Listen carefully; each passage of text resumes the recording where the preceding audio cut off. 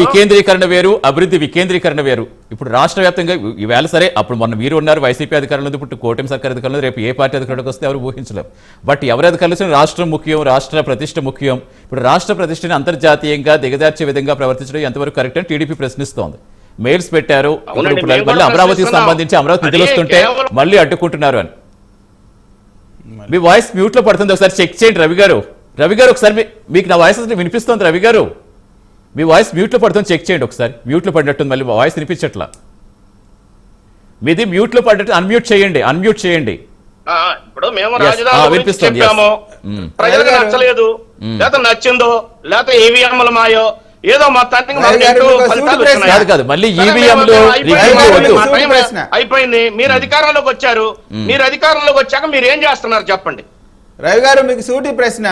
జగన్మోహన్ రెడ్డి గారు అమరావతి రాజధానిగా 33,000 ఎకరాలు అవసరమని, ఏదో 400-500 అవసరం లేదు, 33,000 ఎకరాలు అవసరం, 35,000 ఎకరాలు అవసరం అని చెప్పారా అసెంబ్లీ సాక్షిగా లేదా? Point number 1. రెండోది, ఎన్నికల సందర్భంగా నేను ఇక్కడే ఇల్లు కట్టుకున్నాను. వినండి సార్,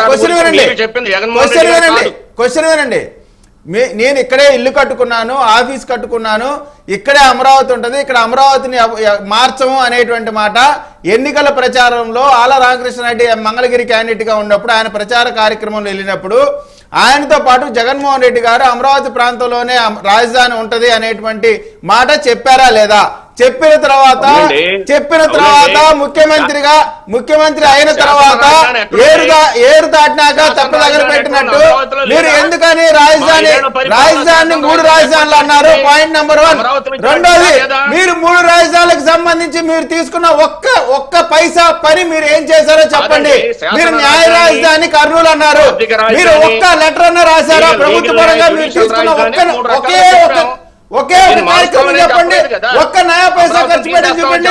మీరు చేసిన ఒకే ఒక కార్యక్రమం వైజాగ్ కొండపైన కూర్చొని ప్రజలంతా నా కింద ఉండారు, నా కాళ్ళ కింద ఉండాలా అనేటువంటి ఏదైతే ఒక హిట్లర్ మెంటాలిటీతో మీరు మీ నాయకుడు జగన్మోహన్ రెడ్డి గారు కొండ మీద ఇల్లు కట్టుకోవడం తప్ప ఆయన చేసినటువంటి 5 సంవత్సరాలు చేసినటువంటి ఒక్క కార్యక్రమం చెప్పండి, ఒక్క కార్యక్రమం చెప్పండి. మీకు చేత కాదు కష్టపడి పనిచేసినటువంటి చంద్రబాబు నాయుడు గారికి అడ్డుపాటం తప్ప మీకు చేత అయింది ఏమీ లేదు. మీరు విధ్వంసం సృష్టించడంలో మాస్టర్ మైండ్స్ తప్ప అభివృద్ధిలో కాదనేటువంటిది ప్రజలకు అర్థమైంది. కాబట్టి మీరు ముఖ్యమంత్రిగా కాదు కదా, ప్రతిపక్ష పార్టీగా కూడా ఉండడానికి అవకాశం లేదు అనేటువంటిది ప్రజలకు అర్థమైంది. కాబట్టి మీరు 11 సీట్లు ఇంట్లో కూర్చోబెట్టారు. భవనాలు ఎప్పుడు పూర్తయితాయి? ఎంతకాలం పట్టుద్ది భవనాలు పూర్తి చేయడానికి? ఎన్ని వేల కోట్లు కావాలి? మా ప్రభుత్వం ఇచ్చేటువంటి మాస్టర్ ప్లాన్ సంబంధించి గవర్నమెంట్ లో మీరు తీసుకున్నటువంటి కార్యక్రమాలు ఏంటి చెప్పండి. మీరు తీసుకున్న కార్యక్రమాలు చెప్పండి, నేను చెప్పనా? మీరు తీసుకున్న కార్యక్రమాలు రోడ్లు మట్టిని అమ్ముకున్నటువంటి రోడ్లు తవ్వి మట్టి అమ్ముకున్నారు. ఇంతకంటే దివాళాకోరు దౌర్భాగ్యమైనటువంటి రాజకీయ పార్టీ భారతదేశంలో ఎక్కడా ఉండదు. ఎన్ని ఫోర్ట్లు కట్టాం, ఎన్ని మెడికల్ కాలేజీలు కట్టాం, ఎన్ని సచివాలయాలు కట్టాం, ఎన్ని ఆర్బీకే సెంటర్లు కట్టాం, కాలేజీలు మీరే కట్టారా? విద్యాలయాలు మీరే కట్టారా? కేంద్ర ప్రభుత్వ పాలసీలో భాగంగా కొత్త జిల్లాల్లో వచ్చినటువంటి మెడికల్ కాలేజీలకి మీరే కట్టామని చెప్పి డబ్బు కట్టుకుంటే అది మీ దౌర్భాగ్యం. కనకదుర్గం ఫ్లైఓవర్ పూర్తి చేయడం చేతకాలం మీకు, బెంచ్ సర్కిల్ ఫ్లైఓవర్ పూర్తి చేయడం చేతకాల, గొల్లపూడి దగ్గర మేము పూర్తి చేసిన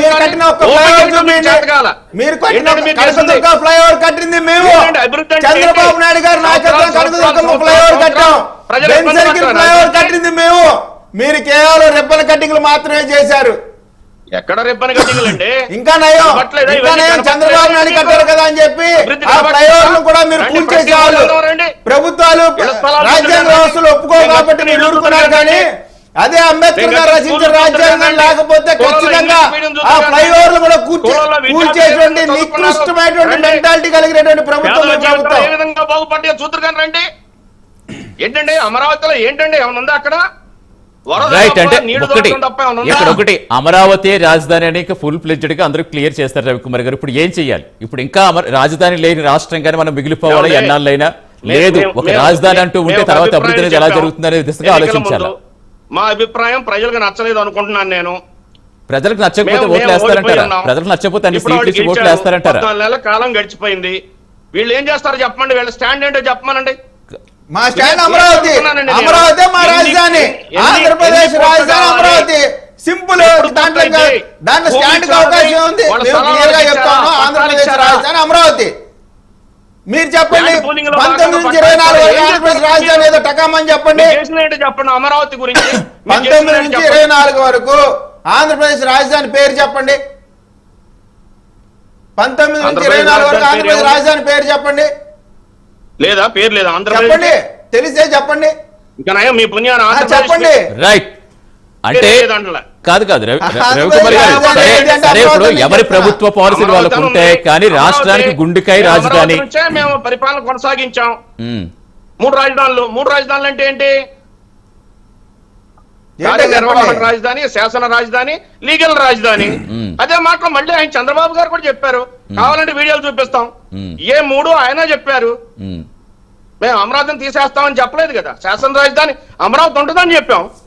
ఎస్ కరెక్టే, కానీ పరిపాలన వికేంద్రీకరణకి అభివృద్ధి వికేంద్రీకరణకి ఆ డిఫరెన్స్ అయితే కనిపిస్తుంది కదా రవి గారు, అది అడుగుతున్నారు. వీళ్ళ వల్ల మాత్రం అభివృద్ధి జరగదండి. వీళ్ళ వల్ల ఎవరి వల్ల జరుగుతుంది? గొడవలు చేయటం, అరాచకం సృష్టించడం, దాడులు చేయటం, నాయకులందరమే కేసులు పెట్టడం, జైలు పంపించటం.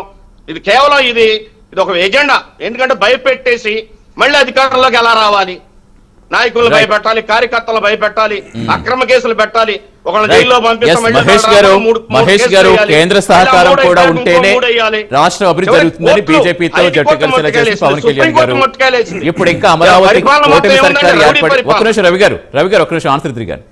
కూటమి సర్కార్ ఏర్పడి 14 నెలలు పూర్తయింది.